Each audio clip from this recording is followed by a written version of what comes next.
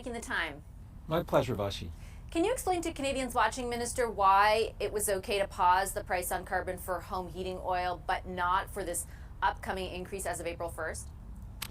So, the the very reason for putting a price on pollution, and it's been done before, and not just for climate change, but for other environmental challenges, is that you want to incentivize change in behavior for companies, industrial organizations, but also individuals. What we found out with home heating oil is that the vast majority, in fact, of people who are still using home heating oil in Canada, and there are more people in my home province of Quebec than in all of Atlantic Canada, for example, that still use it, but tend to be lower to middle income Canadians who don't have the money to make the switch for less polluting form of home heating oil, home heating, which is why we decided to put a pause specifically on this, because home heating oil is the most expensive, it's the most inefficient, and it's the most polluting way of heating your home. And I do take your point, Minister, that as far as volume goes, there are more of those homes outside of Atlantic Canada, but as a portion of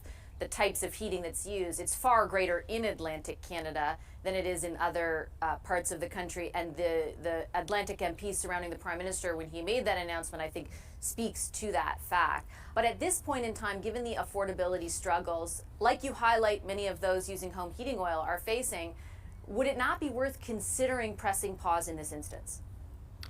No, it wouldn't, because we can't put a pause on climate change. And what Pierre Poilievre never talks about is the fact that people right now, 8 out of 10 Canadians, families, get more money back than they pay in carbon pricing. So the richest among us don't, the people who pollute the most, but 8 out of 10 Canadian families. And that has been confirmed by the Parliamentary Budget Officer.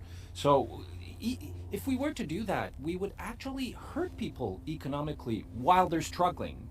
It wouldn't help them at all.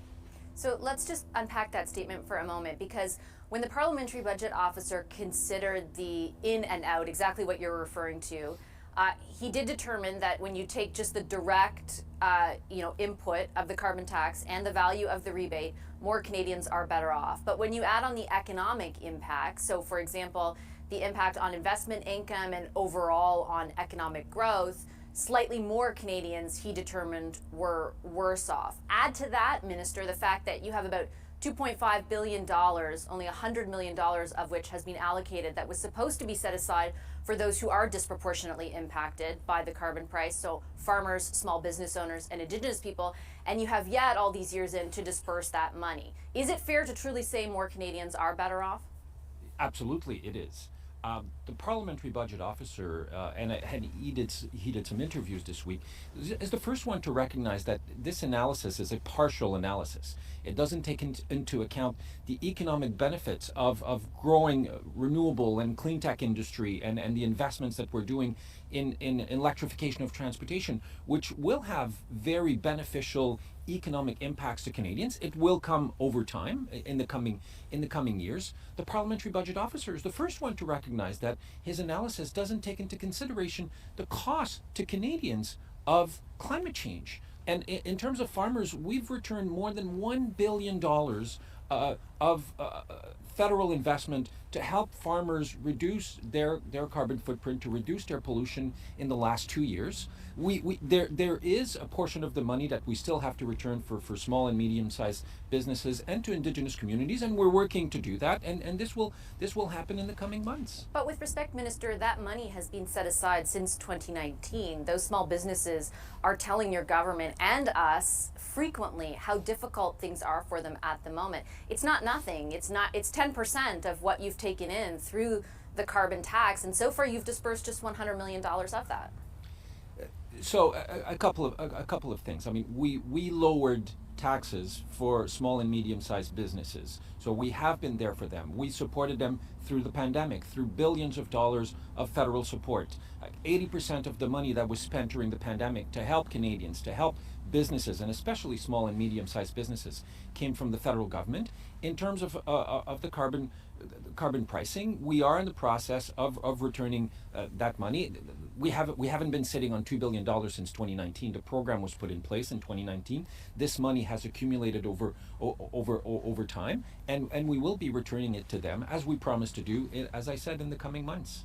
And then I just wanted to look ahead, if you could, for a moment, Minister, to what the future looks like, because you know that this will form a big part of the political debate going forward and heading into the next election. Right now, the plan that your government laid out post 2019. The 2019 election got us to 2030 and the targets that you set out to 2030, and that is when the price on carbon will reach $170 a ton. Do you intend for that price to continue to go up, since you do see this as such an integral part of your climate policy beyond 2030 to help Canada reach its 2050 target? So we haven't made a decision on that. We've started consultation to prepare the next phase of emission reduction, so post 2030 in Canada. In fact, going to 2035. Those consultations are ongoing. Canada will need to make a determination by next year, as per our United Nations commitment to set those new targets for 2035. We will need to do that by next year, by 2025. There's no decision that has been made yet, other than we will continue increasing the price on pollution. But also, for people who are watching us, we will continue increasing the rebate so that 8 of 10 Canadians can continue receiving more than what they pay. But no decision has been made as to what would happen after 2030. You have a lot of experience in this field, and I'm wondering, from where you sit at this point, if you think, given the arguments your government has put forth, that the consumer side of the price on carbon, which the Climate Institute this week said was accounting for 8 to 9% of reductions in emissions by 2030, or projected to by 2030, if you believe it to be a key ingredient beyond 2030. As you pointed out, Vashi, I've been doing this for some time. I've been looking at climate change measures, policies, programs for the better part of my adult life, really, the last 30 years. And if there's a measure somewhere that someone can point to me that will help us to achieve at least 10%, if we're talking about the fuel charge, of our 2030 targets at no extra cost to consumers, it's revenue neutral. Whatever we collect, we send back. If there's a measure like that lying around under a rock somewhere, someone needs to show it to me, because I haven't seen it. Is that certainly the case, though, especially when you take into account what the Climate Institute pointed out this week, that the industrial side of the carbon price is 3 times as effective? Could you not strengthen measures on that side?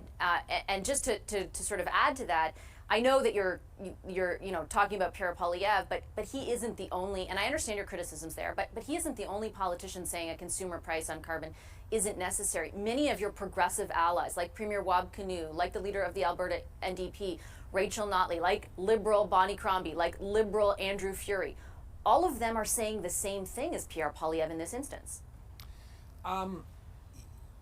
Fighting climate change is hard. And the easy thing to do would be to cave in and say, okay, we won't do that. But if we don't continue putting in place measures to fight climate change, then it means more Canadians being impacted by heat waves. But I mean, how many tens of thousands of Canadians had to be evacuated across the country last year? Sometimes once, twice, 3 times, because of the forest fires. Nova Scotia, worst forest fires in the history of the country, worst droughts in the history of the country, worst tropical storm in the history of the country. And those provincial politicians who say we shouldn't be doing that haven't come up with any measures to say how we will fight climate change. They have no plan that shows how we get to meet our 2030 targets and contribute to the international efforts. Of course, Canada won't solve climate change on its own, but no one can do. So Premier Furey has no plan. That's your contention, because he would contend otherwise. He doesn't have a plan that shows how we get to 2030.